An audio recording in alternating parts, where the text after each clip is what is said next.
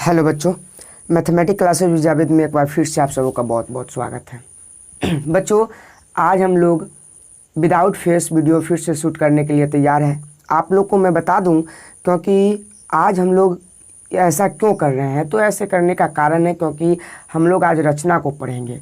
और याद रखिएगा बच्चों, क्लास 10th का जब एग्ज़ाम आप देने के लिए तैयार हो रहे हैं तो यहाँ जो रचना पढ़ना वेरी इंपॉर्टेंट हो जाता है, क्योंकि आपको इस चैप्टर से एक क्वेश्चन निश्चित आना है जो 5 अंक का होगा। बच्चों, इसमें 2 एक्सरसाइज पढ़ने हैं, 11.1 और 11.2। यानी इस चैप्टर जो है, चैप्टर का नाम ही रचना है, मैंने लिख रखा है रचना। और ये चैप्टर नंबर 11 है जो क्लास 10th के मैथ बीटीसी में है, और ये एक्सरसाइज 11.1 जो क्लास 10th का है। तो आप लोग बच्चों समझिए, इस चैप्टर जो 11 चैप्टर है, इसमें हम लोग 2 एक्सरसाइज को पढ़ेंगे। एक 11.1 को पढ़ेंगे, एक 11.2 को पढ़ेंगे। 11.1 में 7 रचना है, 11.2 में 7 रचना है। यानी दोनों एक्सरसाइज को हम मिला दें तो कुल 14 रचना हम लोग को पढ़ने हैं। और 14 रचनाएँ अगर हम आपको समझा देते हैं और आप समझ जाते हैं तो निश्चित है कि एक क्वेश्चन आना है, और 5 नंबर अभी से आप अपने पैकेट में लेकर घूम सकते हैं, क्योंकि अब आपके हाथ में है। जब मेरे साथ हैं तो इतना सीख लेने में और 5 नंबर किसी के लिए बहुत महत्वपूर्ण हो जाता है जब वो क्लास 10th या किसी एग्ज़ाम को दे रहा हो। बच्चों, तो आप इससे मजाक मत कीजिए, क्योंकि आपका बोर्ड एग्ज़ाम है। आप इसे सीखने की कोशिश कीजिए, मैं सिखाने का पूरी कोशिश कर रहा हूँ, पूरे प्रयास कर रहा हूँ। आप भी हमारे साथ रहिए और सीखते रहिए।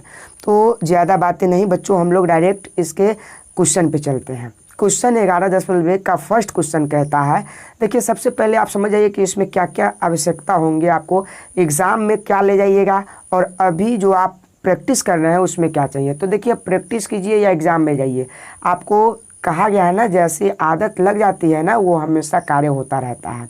इसका मतलब है कि आप लोग को अभी आदत लग गया तो समझिए कि आप एग्ज़ाम में वही चीज़ ले जाइएगा जो अभी का आदत है। आदत गड़बड़ है तो वहाँ भी आप गड़बड़ सामान लेकर जाइएगा।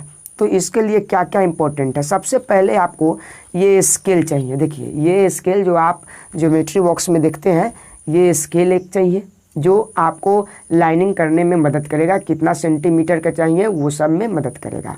दूसरे नंबर पर ये प्रकाल तो वेरी इंपॉर्टेंट है बच्चों। ये प्रकाल जो है ये वेरी इंपॉर्टेंट है। क्यों? क्योंकि यहीं से हमारा वृत्त बनेगा, यहीं से हम किसी संख्या को या किसी रेखा को काट सकते हैं, यानी हम चाप लेकर किसी को विभाजित कर सकते हैं। तीसरे नंबर पर ये चांद क्यों? तो समझिए, ये चांद का कार्य क्या है। वहाँ पर अगर आप 60 डिग्री का कोण बनाना चाहते हैं, 90 डिग्री का बनाना चाहते हैं, या मापना चाहते हैं किसी कोण को, तो ये आपको सहायता करेगा। चौथा नंबर पर ये कलम, आपको याद रखना है कलम की आवश्यकता इसको बनाने में नहीं है। तो आप कहिएगा फिर आप 2-2 कलम क्यों रखे हैं। तो देखिए, मैं आप लोग को एकदम अच्छे तरह से पढ़ा सकूं, यानी मेरा वीडियो जो है अच्छा रिकॉर्ड हो सके, इसलिए मैंने कलम का यूज यहाँ पर जो कलम का प्रयोग करेंगे। क्योंकि आप लोग जो हम यहाँ अगर मान लीजिए कि ये पेंसिल से बनाए तो उतना क्लियरली आप लोग को दिखाई नहीं देगा, इसलिए मैं यहाँ कलम का यूज करूँगा और आप लोगों को वहाँ पेंसिल यूज करना है। समझ गए? आपको पेंसिल लेकर जाना है। तो इतना चीज़ आप समझ गए। अब हम लोग को समझना है कि इसको पढ़ने के लिए कुछ बेसिक भी चाहिए। तो चलिए, मैं बेसिक का बात किया तो कुछ बता ही देता हूँ कि बेसिक में आपको क्या चाहिए। ज़्यादा कुछ नहीं चाहिए बेसिक में, आपको मैं बताता हूँ, उसको ध्यान कीजिए और बहुत अच्छा तरह से आप इसको समझ जाइएगा। सबसे पहले बेसिक क्या चाहिए, तो बेसिक बच्चों कुछ नहीं चाहिए। देखिए, सबसे पहले आपको एक रेखाखंड बनाने आना होना चाहिए। अगर मैं 5 सेंटीमीटर का रेखाखंड बनाने के लिए कह दूं तो आपको 5 सेंटीमीटर का रेखाखंड बनाने आना चाहिए। तो इसके लिए क्या करेंगे, तो बच्चों हम स्केल का सहारा लेंगे और इस पर पूरी यहाँ अंक दर्शाया गया है, इससे आप जितना सेंटीमीटर का चाहें उतना सेंटीमीटर का रेखाखंड बना सकते हैं। तो ज़्यादा टफ है नहीं ये एक्सरसाइज।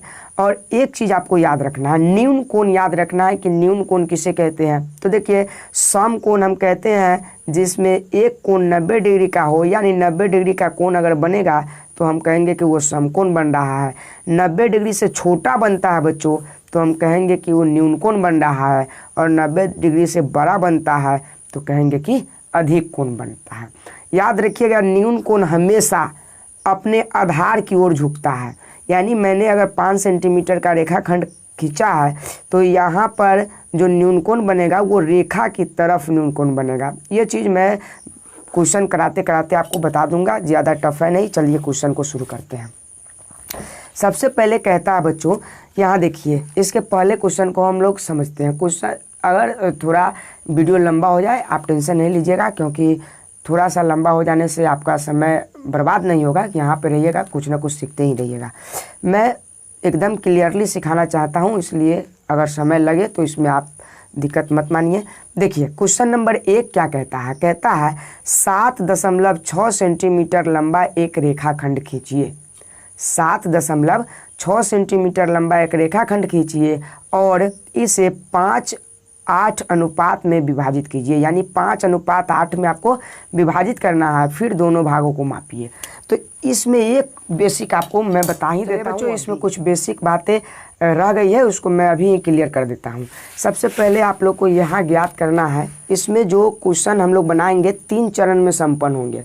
सबसे पहले हम लोग रचना को देखेंगे। किसको देखेंगे? रचना को। दूसरे नंबर पर हम देखेंगे, जब रचना हमारा क्लियर हो जाएगा, रचना किसको कहते हैं बच्चों? मान लीजिए कि आप घर बना रहे हैं, तो घर तैयार हो गया बच्चों, वो रचना हुआ। घर अगर आप बना रहे हैं तो घर तैयार हो जाना क्या है? रचना है। अब यहाँ रचना का एक दूसरे नंबर पर चरण होगा। रचना का देखिएगा चरण, रचना का चरण, इसको अभी समझिए, बाद में हम क्लियरली पढ़ेंगे। रचना का चरण क्या है बच्चों? तो रचना का चरण यानी अगर मान लीजिए कि आपने घर बनाया तो उसमें कौन कौन से मतलब कि जो सामान लगा उसमें, उसको बनाने में, बस इस चीज़ को आपको लिख देना है, वही आपका रचना के चरण हो जाएंगे। तो आपको समझ में आया? अगर मान लीजिए कि आपने एक घर बनाया तो उस घर को बनाने में क्या क्या लगा, कौन कौन सी सामग्री आपने इकट्ठा की, तब जाकर घर बना। और जैसे जैसे पहले क्या किए, इसके बाद क्या किए, उसके बाद क्या किए, छत तक पहुंचने में बहुत सारे कार्य होते हैं। तो जैसे जैसे आपने किया उस वैसे वैसे उस चीज़ को लिख देना है, तो बस उस रचना का चरण हो जाएगा। तो और तीसरे नंबर में तीसरा चरण क्या होगा? तो तीसरे नंबर में होता है औचित्य बच्चों। क्या होता है? औचित्य। औचित्य क्या है? औचित्य हम क्यों पूछ रहा है? तो देखिए, औचित्य का मतलब होता है साबित करना। आपको साबित करना है कि जो आपने किया है वो सही है, इसको हम लोग औचित्य कहेंगे। तो सबसे पहले हम घर बनाएंगे तब न साबित होगा।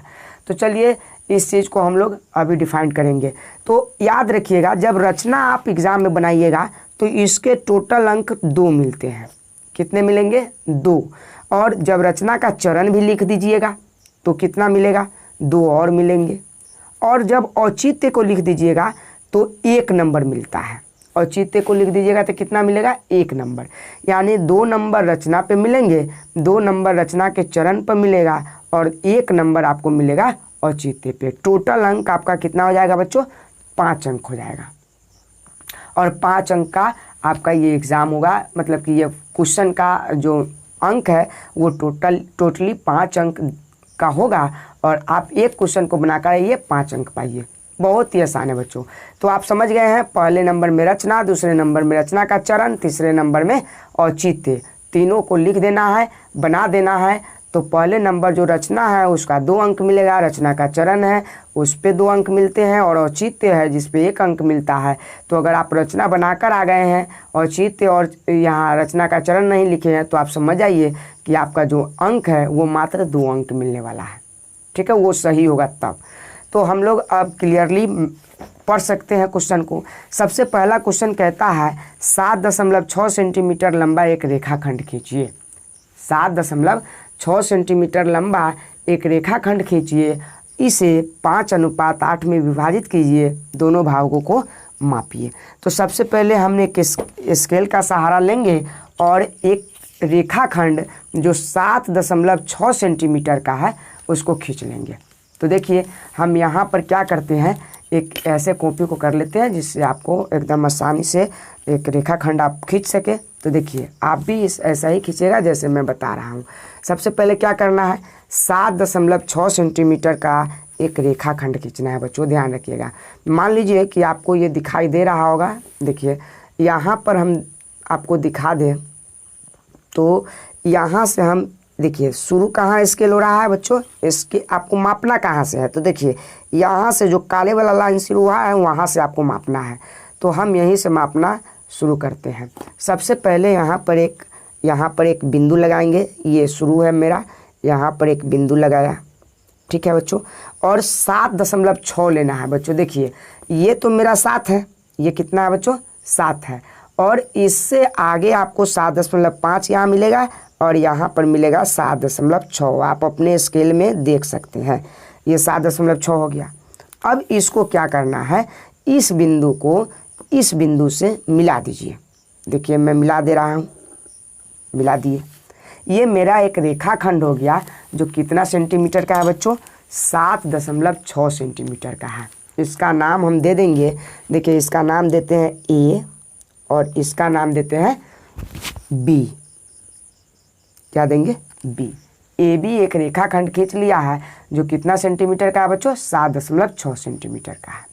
अब करना क्या है, देखिए इसी रेखाखंड को 5:8 में विभाजित करना है। कितने अनुपात, 5:8 में। तो देखिए अगर आपको विभाजित करना है, मैं यहाँ लिख दूँ 5:8, यानी इस दोनों को जोड़ लीजिए आप, 5 और प्लस 8 जोड़ेंगे कितना होगा बच्चों, 13 होगा। यानी ए बी जो रेखाखंड है उसमें 13 ऐसे भाग छुपे हुए हैं। 13 भागों में इसको विभाजित करना है, जिसमें एक टिक्का आपको 5 पे लगाना है और एक 8 पे लगाना है। तो बताइए अगर मैं बीचों बीच लगा दूं तो क्या ये 5 और 8 में विभाजित होगा बच्चों, नहीं ना। यहाँ कहीं ना कहीं आपको 5 पहले लेना है और 8 बाद में लेना है, तो 5 कहीं ना कहीं ए से छोटा होगा और यहाँ से बड़ा होगा बी। समझ रहे बच्चों। तो सबसे पहले आप इस रेखा को तो विभाजित 5:8 में ऐसे नहीं कर सकते हैं। तो क्या करेंगे, आप यहाँ ध्यान रखिएगा, बिंदु ए को केंद्र मान लीजिएगा। क्या मानिएगा, केंद्र। और इस पर एक न्यून कोण बना दीजिएगा बच्चों। क्या बना दीजिएगा, न्यून कोण। एक बिंदु ए को केंद्र मान लेना है और ए पर एक न्यून कोण का निर्माण करना है। किसका निर्माण करना है, न्यून कोण का। तो चलिए मैं न्यून कोण का निर्माण कर ले रहा हूँ।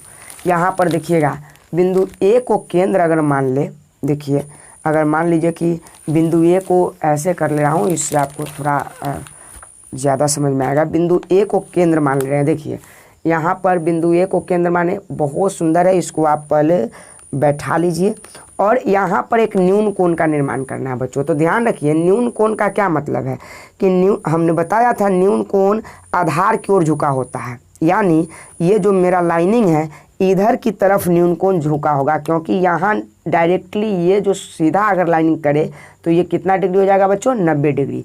तो हम क्या करेंगे, यहाँ से 60 डिग्री का एक कोण बना लेंगे, क्योंकि हम जानते हैं 90 से छोटा कोई भी कोण कितना डिग्री का क्या होता है, न्यून कोण होता है।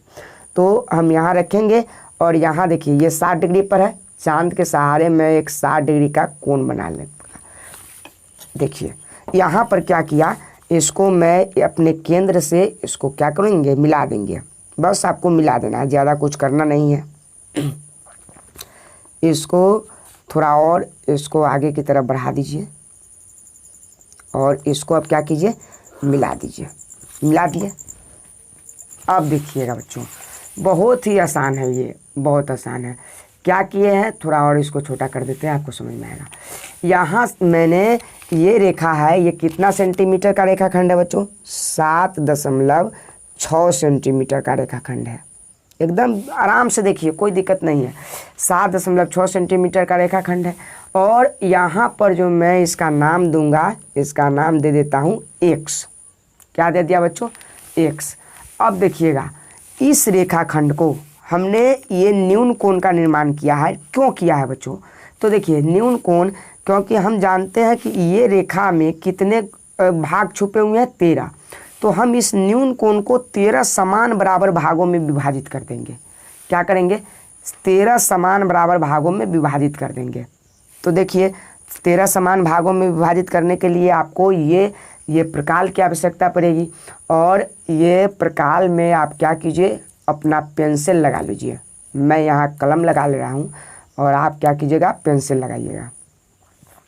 यहाँ पर इसको हम कस लेते हैं, थोड़ा अच्छा से फिट कर लेते हैं। देखिए हाँ फिट हो गया है। अब इस रेखाखंड को जो यहाँ समझिएगा, आप कहिएगा न्यून को नीचे क्यों लिए हैं बच्चों, नीचे भी ले सकते हैं और ऊपर भी ले सकते हैं, कहीं भी ले सकते हैं, लेकिन नीचे ज़्यादा बेहतर होगा, आपको मज़ा आएगा बनाने में, नीचे ही ले लीजिए। तो आप क्या कीजिएगा, ये AX जो रेखाखंड है उसको हम क्या करेंगे, 13 समान भागों में विभाजित करेंगे।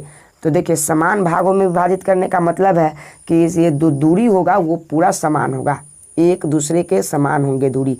तो देखिए हम इसको विभाजित करेंगे, तो सबसे पहले इसको हम विभाजित करना शुरू किए, 1 2 13 बराबर भागों में विभाजित करना है, 3 4 ऐसे ही आपको पूरा विभाजित कर देना है। चलिए इसको आप बहुत ही आराम से कीजिएगा, ज़्यादा दिक्कत नहीं होगा। देखिए ये 13 समान बराबर भागों में विभाजित हो चुका है, आप गिन कर देख लीजिए, 1 2 3 4 5 6 7 8 9 10 11 12 13 हो गया। अब इसका नाम क्या देंगे बच्चों, तो ध्यान रखिएगा यहाँ पर ए इसका पड़ोसी कौन है, इस सब का पड़ोसी कौन है, ए है, तो इसलिए इसी के नाम पर इसका भी नाम दे देंगे बच्चों। इसका नाम दे देंगे ए है, इसलिए लिखेंगे यहाँ A1। क्या लिखेंगे बच्चों, यहाँ लिख देंगे A1। इसका नाम कैसे दे रहे हैं देखिएगा, A1 A2 A3 A4 A5 A6 A7 A8 A9 A10 A11 A12 और A13 मैंने इसका नाम दे दिया। अब जब नाम दे दिए हैं, देखिए सबसे पहले क्या किया आप समझिए, सबसे पहले मैंने एक 7.6 सेंटीमीटर का रेखाखंड लिया था और उसके बाद हमने देखा कि इसके अनुपात को जोड़े तो 13 हुआ है, इसलिए मैंने एक बिंदु A को केंद्र मान लिया और यहाँ पर एक न्यून कोण का निर्माण किया। आप 60 70 80 जितना भी मन है उतना डिग्री का कोण बनाकर न्यून कोण यानी 90 से छोटा होना चाहिए और एक कोण बना सकते हैं, और इसका नाम मैंने X दे दिया। न्यून कोण क्या बना मेरा, देखिए जहाँ कोण बनता है उसको बीच में रखना है, तो A पे कोण बना इसलिए क्या लिखेंगे, BAX, कोण BAX का निर्माण किया और AX इस कोण में AX जो रेखाखंड है उसको 13 समान बराबर भागों में विभाजित कर दिया। कहाँ से 13 समान बराबर भागों में विभाजित किया, क्योंकि मैंने इसके अनुपात को जोड़ा था तो कितना आया था, 13 आया था। अब आगे क्या करेंगे बच्चों, देखिए आगे ज़्यादा कुछ नहीं करना है। अब 13 जो भी लास्ट वाला आएगा ना बच्चों उसको आपको बिंदु B से मिला देना है। देखिए आप समझिए B कहाँ है बच्चों, बिंदु B क्या करेंगे, बिंदु B से मिला देंगे। तो देखिएगा यहाँ पर बिंदु और B और यहाँ पर A13 को मिलाना है, जो मेरा लास्ट लाइनिंग आना है उससे मिला देना है। देखिए मैंने बिंदु B को A13 से मिला दिया। अब करना क्या है, तो देखिए अब इसके बाद हमको विभाजित कितने में करना था बच्चों, 5:8 में। तो हमने देखा कि यहाँ से आप गिनिएगा तो यहाँ क्या आएगा, यहाँ 5 आएगा और 5 में 8 जोड़िएगा तो कितना पर आ जाएगा बच्चों, 13 पर आ जाएगा। इसलिए मैंने 5 और 8 दोनों इसी में समाया है, इसलिए मैंने 13 को A13 को किससे मिला दिया, बिंदु B से मिला दिया। तो अब भाई ये 5 का क्या होगा, 5 में 8 जोड़कर तो 13 पे मिला दिए, लेकिन 5 का क्या होगा। तो आपको करना क्या है, अपने प्रकार की मदद कर लेनी है और उसके बाद जो बिंदु हमने देखा कि 5:8 में है तो 8 का काम हो गया, तो 5 पे क्या करेंगे, 5 पे ऐसे अपने मन से कोई भी चाप लेकर एक अर्धवृत्त बनाएंगे। अर्धवृत्त कैसे बनेगा बच्चों, देखिए यहाँ पर देखिए 5 है, केंद्र आपका कौन होना चाहिए, 5। तो मैंने 5 पे इसको रखा, इसको 5 पे रखा और यहाँ से एक अर्धवृत्त का निर्माण कर दिया। देखिए यहाँ से किसका निर्माण किया बच्चों, अर्धवृत्त का निर्माण कर दिया। ये क्या हो गया, अर्धवृत्त का निर्माण हो गया। अब इसी चाप से, इसको हिलाना नहीं है बच्चों, इसी चाप से एक यहाँ पर आपको अर्धवृत्त बनाना है। इस रेखा से इस रेखा को काटना है। हो गया बच्चों। अब देखिए, अब आपको क्या करना है, तो ये जो दूरी है, ये रेखा और ये रेखा के बीच जो दूरी है उसको माप लेना है अपने प्रकार की सहायता से। तो यहाँ पे मैंने क्या किया, यहाँ पे रखा और इसको थोड़ा दूरी बना लेते हैं एकदम सही से। देखिए ये बिल्कुल सही है बच्चों, आप देख सकते हैं यहाँ पर, यहाँ सही है। तो अब क्या करेंगे, इतना ही, जितना ये देखिए ये रेखा और ये रेखा कि जितना झुकाव है ना, जितना दूरी बना है, जितना पर आकर कटा है उसकी दूरी मापना है और फिर इसके यहाँ रख के इस अर्धवृत्त में क्या करना है बच्चों, कट कर देना है। देखिए इस अर्धवृत्त में ऐसे कट कर देना है। कर दिए। अब क्या करेंगे, तो अब आपको ज़्यादा कुछ नहीं करना है, प्रकार स्केल लेना है और स्केल के सहारे इस बिंदु, देखिए यह बिंदु और यह बिंदु दोनों जहाँ जाकर मिलेगा बच्चों वहाँ पर क्या करना है, आपको मिला देना है। ज़्यादा कुछ है नहीं और टफ भी नहीं है कुछ। ये जो इसका समय है ये ज़्यादा होते जा रहा है ना बच्चों। चलिए कोई बात नहीं है, आप देखते रहिए, सीखना ज़रूरी है, समय का यहाँ बात कोई नहीं है। देखिए यहाँ पर जहाँ ये रेखा कटा है उसका नाम क्या दे देंगे बच्चों, पी दे देंगे। अब आपका ये रचना तैयार हो गया है। बस ज़्यादा कुछ नहीं करना था। कुछ है बच्चों, कुछ नहीं है। सबसे पहले क्या किए, क्वेश्चन ही कह रहा था कि 7.6 सेंटीमीटर का एक रेखाखंड कीजिए। तो सर्वप्रथम मैंने ए बी बराबर 7.6 सेंटीमीटर का एक रेखाखंड खींचा। उसके बाद कहा कि यही 7.6 सेंटीमीटर रेखाखंड को 5:8 में विभाजित कीजिए। तो इसके लिए मैंने हमेशा क्या करेंगे, जब भी विभाजित करने के लिए कहेगा तो हम आप सातों क्वेश्चन को ले लीजिए, हर क्वेश्चन में आपको ये न्यून कोण बनाना ही होगा नीचे वाला। इसलिए आप फिक्स ही कर लीजिए कि बिंदु ए पर तो हमें न्यून कोण बनाना ही है। और इसी प्रकार से बिंदु ए पे हमने 60 डिग्री का चांद के सहारे कोण लिया और 60 डिग्री का एक निर्माण कर दिया। जो कोण कौन हुआ, कोण BAX हुआ, कोण BAX हो गया है। इसके बाद क्या किया, तो इसके बाद हमने AX रेखाखंड को 13 समान बराबर भागों में विभाजित किया, जिसका नाम क्या दिया बच्चों, तो जिसका नाम A1 A2 A3 A13 तक लेकर आया इसको। उसके बाद बिंदु B को A13 से मिला दिया, बिंदु B को A13 से मिलाया। अब जब A13 से मिला दिया तो भाई P 5:8 में कह रहा था, तो 5 से 8 जोड़ते हैं तो 13 तो आ जाता है, लेकिन 5 को हम इस रेखा से, जैसे हम A13 को B से मिला दिया तो 5 को इस रेखा से कहाँ मिलाते, इसलिए मैंने 5 पर क्या किया है, केंद्र मानकर 5 को, एक A5 को केंद्र मानकर एक अर्धवृत्त का निर्माण किया है और उसी अर्धवृत्त के चाप से आपको बिना हिलाए एक A13 को भी केंद्र मानकर अर्धवृत्त बनाना है। और ये रेखा जहाँ पे कट रही है उसकी दूरी को माप लेना है ऐसे करके, और उतना ही दूरी से इसके इधर से रखकर और एक कट मारना है और फिर इसके केंद्र और इस कट बिंदु से जहाँ पर भी जाएगा वहाँ पर आपको ले जाकर मिला देना है। इस प्रकार से आपको 5:8 में ये रेखाखंड बट जाएगा। समझ में आया बच्चों, ज़्यादा कुछ था नहीं, लेकिन कोई बात नहीं है, आप एक सीख जाइए, अगला हम बहुत जल्दी और बहुत आसान तरीक़ा से आगे का सब क्वेश्चन बता देंगे। ये हो गया। अब इसमें करना क्या है, रचना का चरण, ये आप बनाइएगा ना तो 2 नंबर आपका निश्चित हो जाएगा। क्या होगा, अगर ये क्वेश्चन पूछ दिया जाए, कोई भी पूछे, इसको हम लोग कहेंगे क्या, रचना कहेंगे बच्चों। इसको क्या कहेंगे, ये हमारा क्या बना है, रचना बना है, रचना बना है बच्चों। क्या बना है, ये रचना है। अब रचना के चरण को लिखना है बच्चों, तो रचना के चरण कैसे लिखाएंगे, चलिए इसके रचना के चरण को हम लोग क्या करते हैं, यहीं से लिखना शुरू करते हैं। चलिए देखते हैं कैसे लिखेंगे। चलिए बच्चों, ये हमने हेडिंग डाल दिया है रचना का चरण।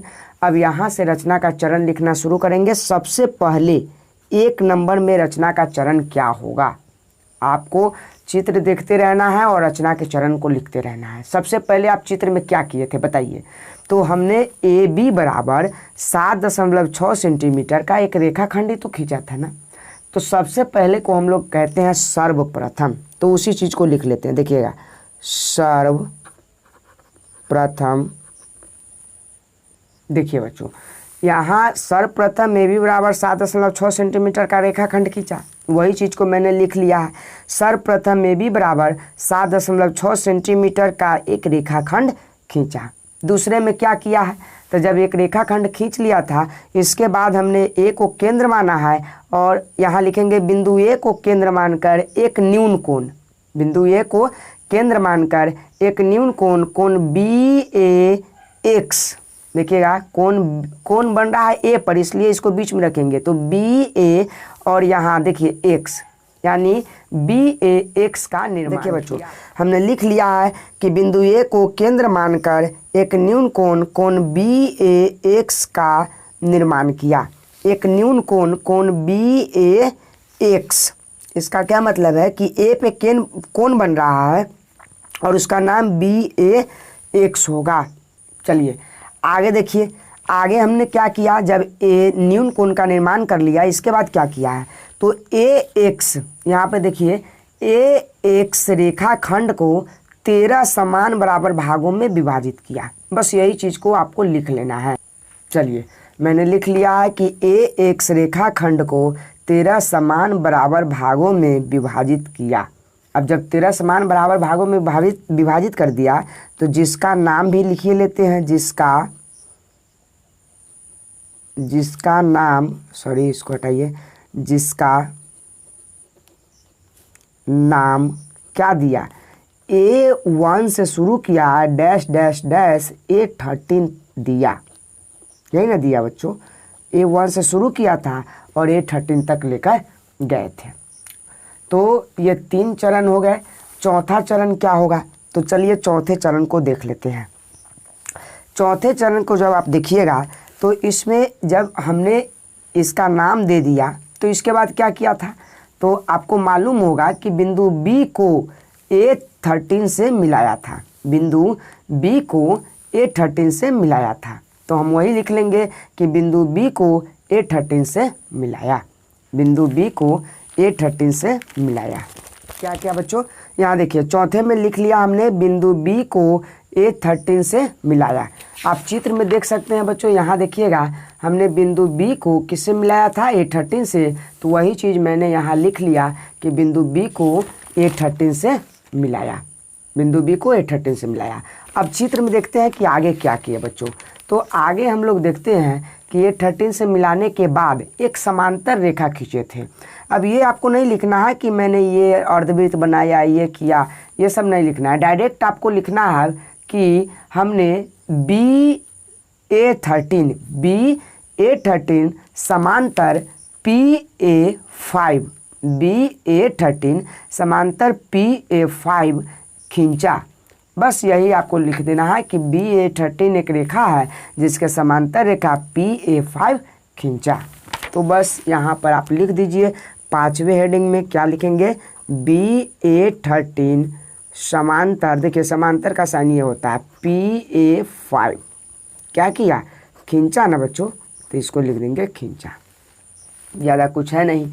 और जब ये हमारा रचना के चरण हो गए, 5 चरण हो गए रचना के। पहले ये रचना हो गया और बच्चों रचना के चरण यहाँ से शुरू हुआ और ये सब क्या है, रचना का चरण है। जो मैंने लिखा ये सब रचना के चरण कहलाते हैं। अब औचित्य के बारे में बात कर लेते हैं। लास्ट हम लोग का 1 नंबर का जो बनता है उसका नाम क्या है बच्चों, औचित्य, इसको कहते हैं औचित्य। अब औचित्य में क्या है बच्चों, तो औचित्य, अगर आप औचित्य का मतलब पहले बता रखे हैं कि साबित करना होगा। तो एक औचित्य को साबित करने के लिए हमें चित्र की आवश्यकता होती है, क्योंकि चित्र में ही तो जो किए हैं उसको साबित करेंगे ना। चलिए बच्चों, तो औचित्य में हमें चित्र की आवश्यकता पड़ती है, ये आपको मालूम होना चाहिए। चित्र को देखेंगे फिर औचित्य देंगे। तो औचित्य में सबसे पहले क्या करेंगे कि हम साबित करना चाहते हैं कि A से P तक की जो दूरी है वो 5 है और P से B तक की जो दूरी है वो 8 है। यही साबित करना चाहते हैं कि ए से पी तक की जो दूरी है वो 5 है और पी से बी तक की जो दूरी है 8 है, तब जाकर 5:8 बना है। ये तो हमको दिख रहा है कि भाई ये दूरी कम है और ये दूरी ज़्यादा है, तो हो सकता है ये 5 होगा ये 8 होगा, लेकिन आपको साबित करना होगा। तो सबसे पहले साबित हम त्रिभुज में करेंगे कि भाई हम एक त्रिभुज बन रहा है, इसी त्रिभुज में तो इसको साबित करना है। त्रिभुज कौन है? A13 A13 से मिल रहा है। ए बी त्रिभुज में 3 कोण होते हैं, तो पहला ए, दूसरा बी, तीसरा A13। तो लिखेंगे त्रिभुज AB A13 में, इसको औचित्य देना है, तो औचित्य में क्या लिखेंगे? लिखेंगे त्रिभुज AB A13 में, लिख दिया बच्चों, AB A13 में। अब AB A13 में आपको साबित करना है, तो समझिए सबसे पहले और त्रिभुज ले लेते हैं, जिसमें साबित करना होता है उसमें त्रिभुज लेते हैं, और उसके बाद दूसरे नंबर पर इसके समांतर रेखाओं को लिखते हैं। तो समांतर रेखा कौन है? BA13 समांतर है PA5, यही ना समांतर है।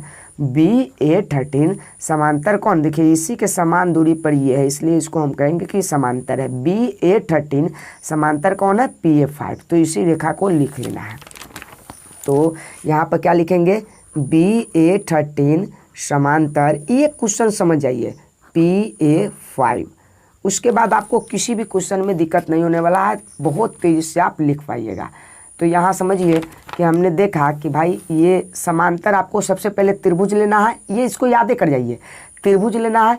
त्रिभुज के बाद आपको समांतर रेखा लेना निश्चित है। और समांतर रेखा किसको कहेंगे? जब हम इसको मिलाएंगे तो ये और ये दोनों रेखा जो बनेंगे, हर क्वेश्चन में बनेगा, आपको 2-4 क्वेश्चन पढ़िएगा तो समझ में आएगा, लेकिन हर क्वेश्चन में ये बनेगा और इसको हम कहेंगे कि ये समांतर लाइन है। तो यहाँ पर पहले आप त्रिभुज लीजिएगा ABA13 और इसमें BA13 समांतर है PA5। अब उसके बाद क्या करेंगे? तो आपको साबित करना है, उसके बाद बट्टा वाला लाइन में चलेंगे, यानी भिन्न में आएंगे। तो साबित करना है कि भाई A से P है वो 5 है और P से B है वो 8 है।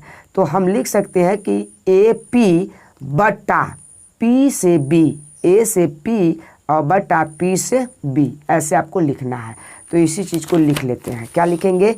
A से P तक गए और नीचा जब आए तो P से B तक जा रहे हैं, यानी AP बटा PB। देखिए जब A से P तक गए तो 5 होना चाहिए और P से B गए तो 8 होना चाहिए। तो जैसे ऊपर आए हैं, देखिए A से P जो दूरी है वही तो A से A5 की दूरी है। A से P जो दूरी है वही A से A5 की दूरी है, और P से B जो दूरी है वही A5 से A13 की दूरी है ना।